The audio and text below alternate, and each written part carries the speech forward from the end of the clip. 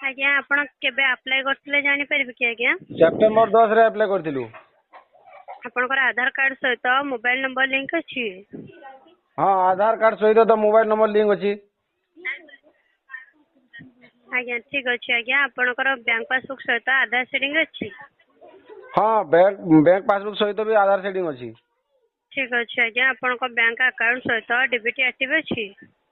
ହଁ DBT active ଅଛି ହେଲେ ଟଙ୍କାଟେ ମେସେଜ ଆସିନି ସେ ପହିଲା ଥର ବି ଆସିନି ଆଉ ଏବେ ଆଜି ବି ଆସିନି। ଶୁଣନ୍ତୁ ଆଜ୍ଞା ଆପଣଙ୍କର ଆଗରୁ ଯୋଉ ଟଙ୍କା ଲେଖା ମେସେଜ ଯାଇଥିଲା ସେଇଟା କେବଳ ଆଜ୍ଞା ଟେଷ୍ଟିଂ ପାଇଁ ହିଁ ଥିଲା ଆଜ୍ଞା। ସମସ୍ତଙ୍କ ପାଖକୁ ପଇସା ଯାଇନଥିଲା ଏଇଟା ଟେଷ୍ଟିଂ ପାଇଁ ଯାଇଥିଲା ଆଜ୍ଞା। ଆଜ୍ଞା ତେଣୁକରି ଆପଣ ବ୍ୟସ୍ତ ହୁଅନ୍ତୁନି ଆଜ୍ଞା ଅପେକ୍ଷା କରନ୍ତୁ।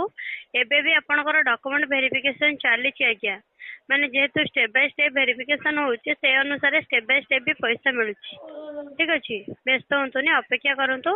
ଡକୁମେଣ୍ଟ ଭେରିଫିକେସନ ପରେ ଯଦି ଆପଣ ଏଲିଜିବଲ ହଉଛନ୍ତି ତାହେଲେ ନିଶ୍ଚିନ୍ତ ଭାବରେ ପାଇପାରିବେ ଆଜ୍ଞା ଠିକ ଅଛି। ଶୁଣିପାରୁଛନ୍ତି ଆଜ୍ଞା? ହଁ ହ୍ୟାଲୋ। ଆଜ୍ଞା ସାର୍। ତ କେବେ ପଇସା ମିଳିବ ମ୍ୟାଡ଼ାମ? ସାର୍ ମୁଁ ଆପଣଙ୍କୁ ଯାହା କହିଲି ଆପଣ ଶୁଣିପାରିଥିଲେ ନା ଶୁଣି ପାରିନାହାନ୍ତି ଆଜ୍ଞା? ଭଲସେ ଶୁଣି ପାରିଲିନି। ଠିକ ଅଛି ଆଜ୍ଞା ମୁଁ ଆଉଥରେ କହିଦଉଛି ଶୁଣି ନିଅନ୍ତୁ। ସାର୍ ଆପଣଙ୍କର ଭେରିଫିକେସନ ଟା ଆଜ୍ଞା ଷ୍ଟେପ ବାଇ ଷ୍ଟେପ ଚାଲୁଛି ଆଜ୍ଞା। ଯେତିକି ଲୋକଙ୍କର ଆଜ୍ଞା ଭେରିଫିକେସନ ହଉଛି ସେତିକି ଲୋକଙ୍କ ପାଖକୁ ପଇସା ଆସୁଛି ଯେଉଁ ଅନୁସାରେ ଷ୍ଟେପ ବାଇ ଷ୍ଟେପ ଭେରିଫିକେସନ ହଉଛି ସେ ଅନୁସାରେ ଷ୍ଟେପ ବାଇ ଷ୍ଟେପ ବି ପଇସା ଆସୁଛି। ଆପଣ ବ୍ୟସ୍ତ ହୁଅନ୍ତୁନି ଆଜ୍ଞା ଅପେକ୍ଷା କରନ୍ତୁ ଆପଣଙ୍କ ଡକୁମେଣ୍ଟ ଭେରିଫିକେସନ ପରେ ଯଦି ଆପଣ ଏଲିଜିବଲ ହଉଛନ୍ତି ତାହେଲେ ନିଶ୍ଚିନ୍ତ ଭାବରେ ପଇସା ପାଇପାରିବେ ଆଜ୍ଞା ଠିକ ଅଛି। ଆଉ ମାନେ ଯଦି ପାସବୁକ୍ ଟା ବନ୍ଦ ହେଇଯାଇଥିବ ଆଉ ଡିବିଟି ଲିଙ୍କ ଥିବ ପଇସା ପଡିବ ନା ନାଇଁ? ହ୍ୟାଲୋ। ଆଜ୍ଞା ଆଜ୍ଞା ସାର୍। ଆଜ୍ଞା ସାର୍ ଆପଣଙ୍କର ଯୋଉ ଡିବିଟି ଲିଙ୍କ କଥା କହୁଛନ୍ତି ଆଜ୍ଞା ପାସବୁକ୍ ଟା ଆପଣଙ୍କର ଯଦି ଓପନ ଥିବ ଆପଣଙ୍କର ଯୋଉ ଆକାଉଣ୍ଟ ସହିତ ଡିବିଟି ଆକ୍ଟିଭ ଥିବ ଆଧାର ସେଟିଂ ହେଇଥିବ ମୋବାଇଲ ନମ୍ବର ଲିଙ୍କ ହେଇଥିବ ସେଇ ଆକାଉଣ୍ଟ କୁ ହିଁ ପଇସା ଯିବ ଆଜ୍ଞା ଠିକ ଅଛି। ମାନେ ସବୁ ଲିଙ୍କ ଥାଇକି ପାସବୁକ୍ ଟା ଯଦି କୌଣସି ପ୍ରୋବ୍ଲେମ ବଶତଃ ଯଦି ବନ୍ଦ ଥାଏ ମାନେ ସେଇଟା ଆପଣ ପରମାନେଣ୍ଟଲି କ୍ଲୋଜ କରିଛନ୍ତି ନା ଏମିତି ଆପଣ ରହିଯାଇଛି ମାନେ ପଇସା ଚାଲୁ କରିନାହାନ୍ତି? ଏମିତି ପଇସା ଚାଲୁ ହେଇନି। ଠିକ ଅଛି ପରମାନେଣ୍ଟଲି ଯେହେତୁ କ୍ଲୋଜ କରିନାହାନ୍ତି ତାହେଲେ ଆପଣଙ୍କର ସେଇ ଆକାଉଣ୍ଟକୁ ହିଁ ପଇସା ଯିବ ଆଜ୍ଞା। ଆଚ୍ଛା। ଠିକ ଅଛି। ହଁ ମ୍ୟାଡ଼ାମ। ଆଜ୍ଞା ସାର୍ ଆଉ କିଛି ସୂଚନା ଜାଣିବା ପାଇଁ ଚାହୁଁଛନ୍ତି ଆଜ୍ଞା? ହଁ ମ୍ୟାଡ଼ାମ। କୁହନ୍ତୁ। ତ ମାନେ ଯାହାର ଯାହାର ଯଦି ଏକାଉଣ୍ଟ ମାନେ ଲକ୍ ଅଛି ସେଟା ମାନେ ଓପନ କରିବାକୁ ପଡିବ ଡିବିଟି ସିଷ୍ଟମ ଥିଲେ?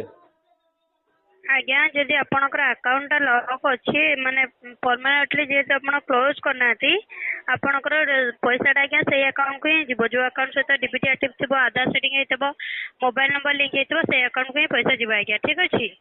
ଆଚ୍ଛା ତ ଯଦି ମାନେ ଆପ୍ଲାଏ କଲା ସମୟରେ ଗୋଟେ ରସିଦ ଦିଆ ହେଇଥିଲା ହେଲା ଆଜ୍ଞା। ସେ ରସିଦ ଟା ଯଦି ହଜି ଯାଉଛି ତ ଆମେ ସେ ରସିଦ ରେ ଯୋଉ ନମ୍ବର ରହୁଛି ଆପ୍ଲିକେସନ ଷ୍ଟାଟସ ନମ୍ବର ସେଇଟା କେମିତି ଜାଣିବୁ ଆଜ୍ଞା ସେଇଟା ଜଣଙ୍କର ହଜି ଯାଇଛି ତ ମତେ ପଚାରିଥିଲା ଦେଖିଦେ ବୋଲି ଟିକେ ମୁଁ ମାନେ କେମିତି ଦେଖିଦେବି? ସାର୍ ଯେହେତୁ ତାଙ୍କର ଆପ୍ଲିକେସନ ନମ୍ବର ଟି ହଜି ଯାଇଛି ତାହେଲେ ସେ କିପରି ମାଧ୍ୟମରେ ଆପଣ ଦେଖିପାରିବେ ଆଜ୍ଞା ଠିକ ଅଛି ତେଣୁକରି ଆପଣ ଅପେକ୍ଷା କରନ୍ତୁ। ଭେରିଫିକେସନ ଚାଲିଛି ଭେରିଫିକେସନ ପରେ ଯଦି ସେ ଇଲିଜିବଲ ହଉଛନ୍ତି ତାହେଲେ ନିଶ୍ଚିନ୍ତ ପାଇପାରିବେ। ଠିକ ଅଛି ଯେହେତୁ ଆପଣଙ୍କ ରେଜିଷ୍ଟ୍ରେସନ ନମ୍ବର ନାହିଁ ତାହେଲେ ଆପଣ କିପରି ମାଧ୍ୟମରେ ଆଜ୍ଞା ଚେକ୍ କରିପାରିବେ ଆଜ୍ଞା କ୍ଷମା କରିବେ ଆଜ୍ଞା। ତ ଠିକ ସେଇଟା ଅଛି ସେଇଟା ସହଯୋଗ କେନ୍ଦ୍ରରେ ମିଳିପାରିବନି କି ମ୍ୟାଡ଼ାମ? ସାର୍ ଅଧିକ ସୂଚନା ପାଇଁ ମୁଁ ଆପଣଙ୍କ କଲ୍ ଟାକୁ କିଛି ସମୟ ପାଇଁ ହୋଲ୍ଡ ରେ ରଖିପାରିବି ଆଜ୍ଞା? ନାଇଁ ମ୍ୟାଡ଼ାମ ଆପଣ ଯଦି ଡାଉଟ୍ କ୍ଲିୟର କରିପାରିବେନି ତ ମାନେ ଯାହା ଜାଣିଛନ୍ତି ଆପଣ କୁହନ୍ତୁ। ସାର୍ ଆପଣଙ୍କ କଲ୍ ଟିକୁ ଅଧିକ ସୂଚନା ପାଇଁ ମୁଁ ଆପଣଙ୍କ କଲ୍ ଟିକୁ କିଛି ସମୟ ପାଇଁ ହୋଲ୍ଡ ରେ ରଖିପାରିବି? ନାଇଁ ନାଇଁ ମୋର ମାନେ ଅଲଗା କାମ ଅଛି। ଠିକ ଅଛି ଆଜ୍ଞା ଠିକ ଅଛି ସାର୍ କୋଉ ଜିଲ୍ଲାରୁ କଲ୍ ଟି କରିଛନ୍ତି ଜାଣିପାରିବି କି? ହଁ ମୁଁ ସୋନପୁର ଜିଲ୍ଲାରୁ କଲ୍ କରିଥିଲି। ଆପଣ ବ୍ଲକ? ତରଭା। ତରଭା। ହଁ। ଆପଣଙ୍କ ନାଁ?